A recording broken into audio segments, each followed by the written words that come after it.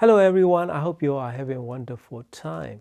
Today I would like to share my experience of using this Pioneer S-1EX tower speakers with TAD drivers. So they are one of the most advanced design even in today's market. The drivers technology and know-how, cabinet design, very well designed time-aligned drivers, configuration, no noise front port design with different thickness in each part of the speaker cabinet to control and maintain the resonance and distortion regardless of how loud you are playing.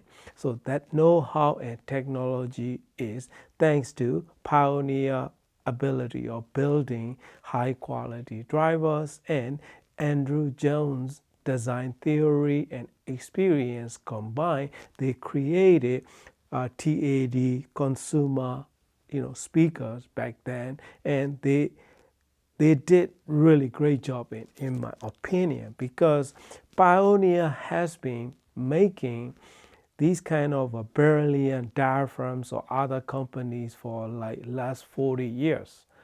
More than 40 years probably. Andrew Jones come along and they put everything together and they release these kind of high quality speakers, and even in TAD lineup or this EX series for Pioneer.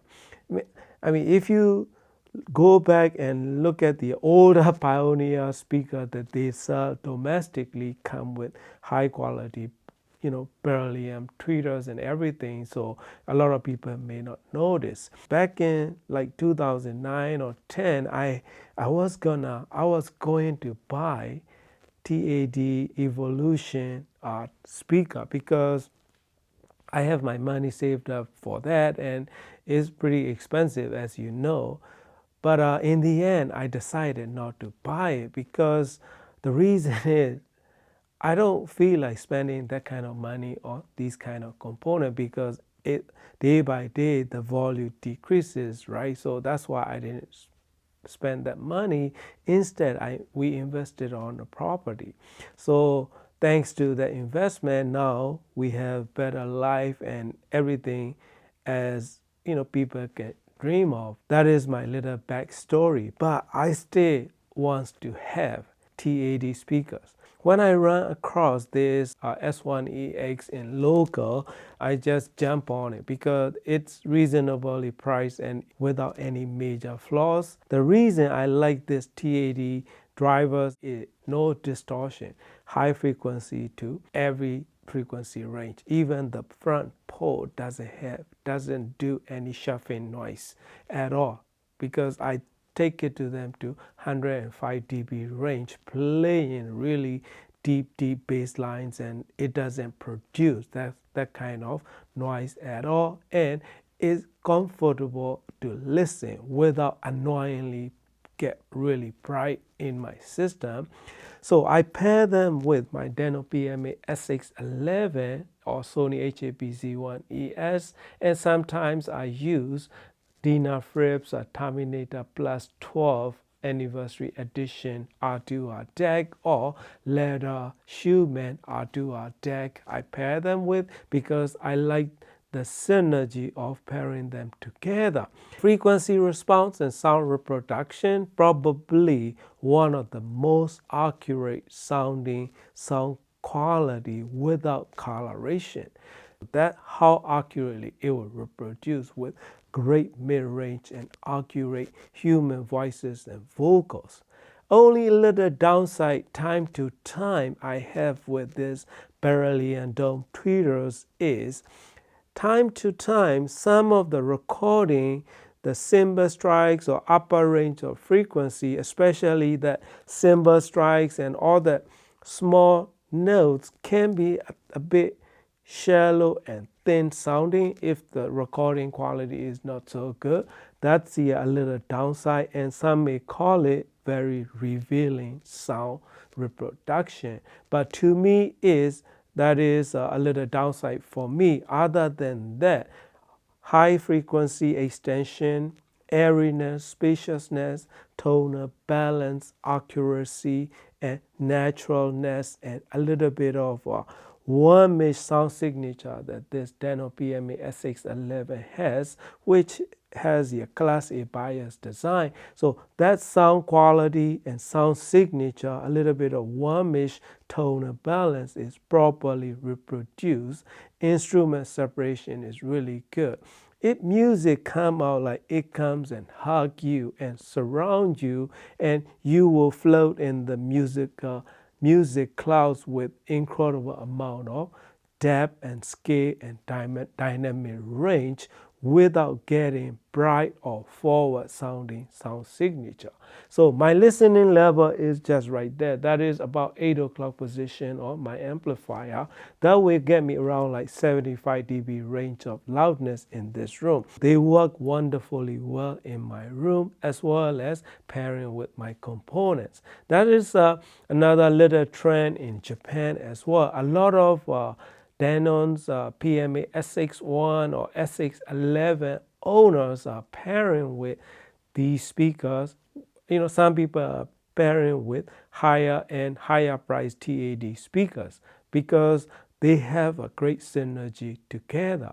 If you go look at any $20,000 speaker that's selling in the market today, I mean, most of them are great sounding speakers, but the build quality is every bit is comparable. This speaker, each of them weigh like 150 pounds. If you want most neutral and accurate sounding, you should get one of these because driver quality, mid-range driver, high frequency driver, the port tuning, the construction of the cabinetry, the way that they time align every driver's possibly, that's the biggest mistake that they made. They should have released it as TAD speaker.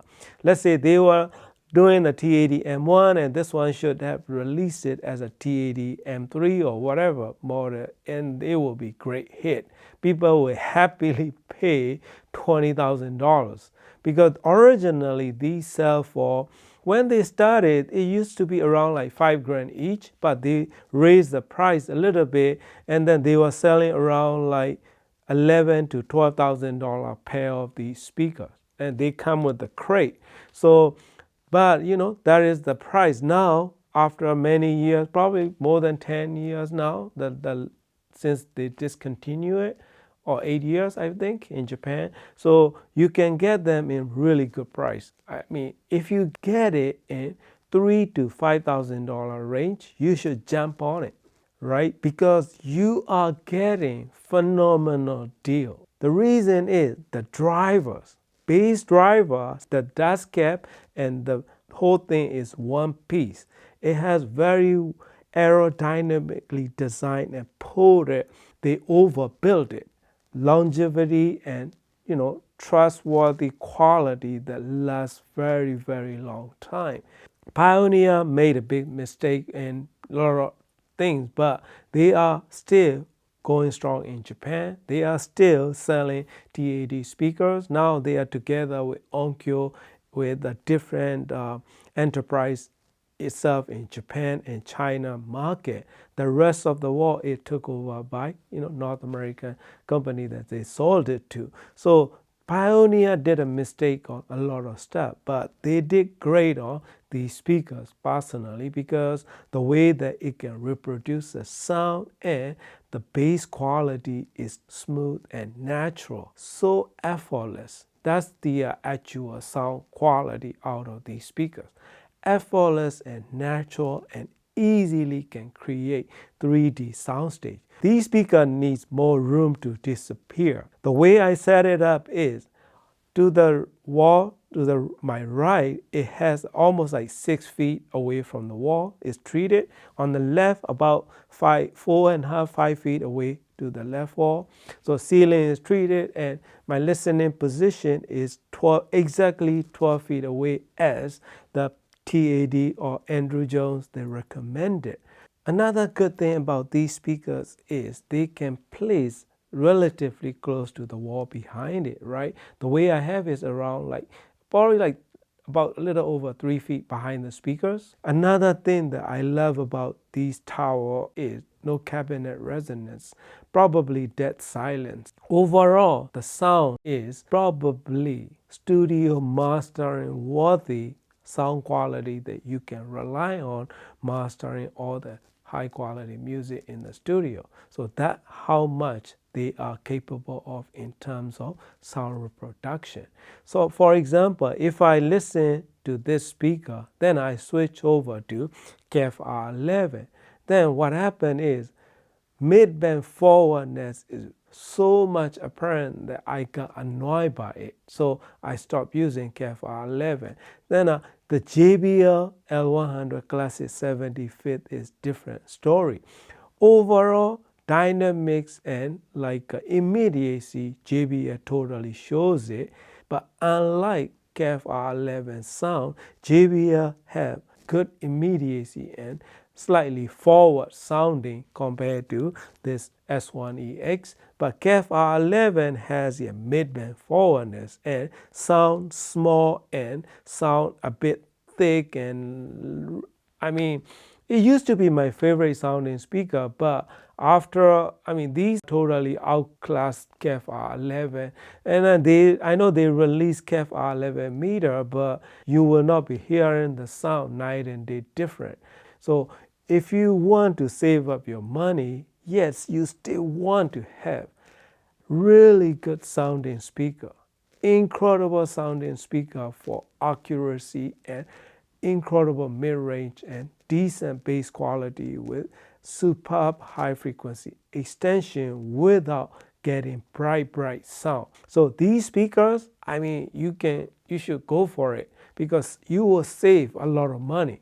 That is my main point. And you are getting modern day $20,000 worth kind of sound quality and build quality. So that's pretty much it, because dynamic speaker with really good panel like sound quality without giving you forward sounding, bright sounding, bottom heavy sounding kind of thing like a lot of modern speakers were doing, without getting forward sound with natural as possible, organic as possible sound signature that you are after. You should go for it because you can stay by them, because these drivers will last forever.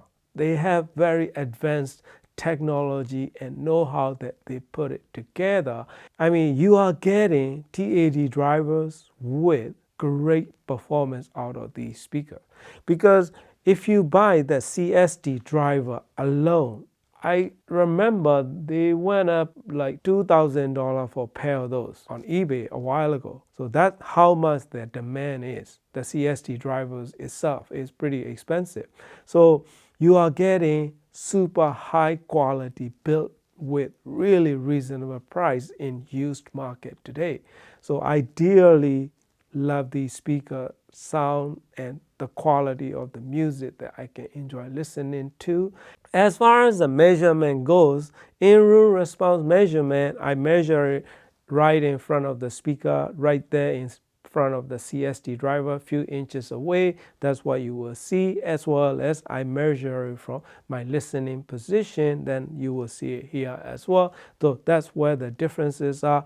The listening position measurement with the two speaker response is probably the cleanest, and there is no brightness at all with good quality sound reproduction. So overall build and sound quality, if you can get them for less than $5,000 pair of these, I can totally recommend it to you to get them, as long as you find them in good shape and decent, quality cabinets and everything without damage. That's what I mean. So highly recommended, my friend. I can easily, happily enjoy listening to my music for a long time. That is my experience. Thank you very much for watching and happy listening.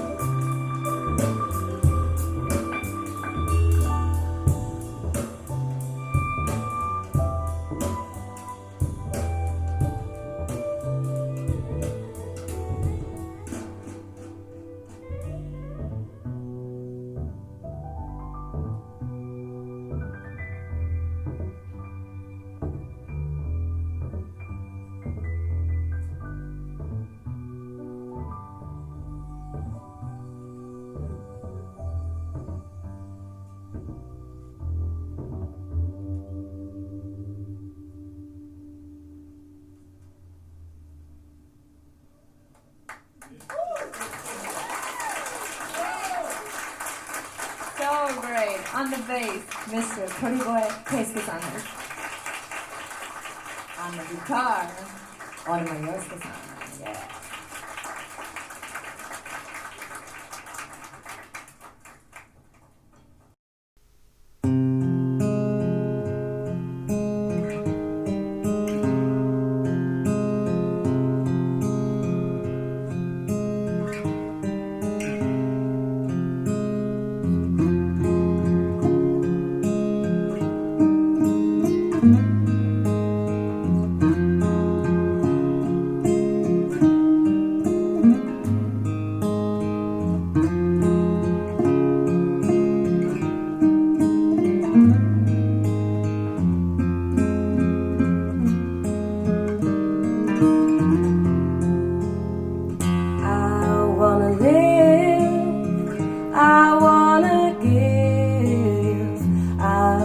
A miner for a heart of gold. It's these expressions that never give that keeps me searching for a heart of gold. And I'm getting old. They keep me searching for a heart of gold. I'm getting old. I've been to Hollywood, I've been to Redwood, I've crossed the ocean for a heart of gold. I've been in my mind, it's such a fine line that keeps me searching for a heart of gold.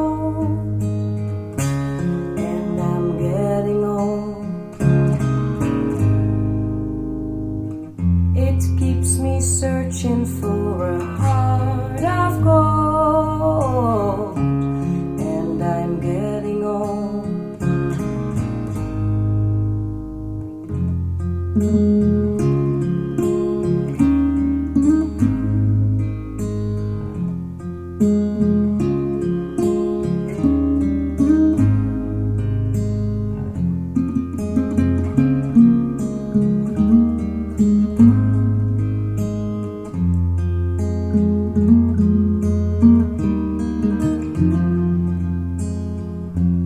Keeps me searching for a heart of gold.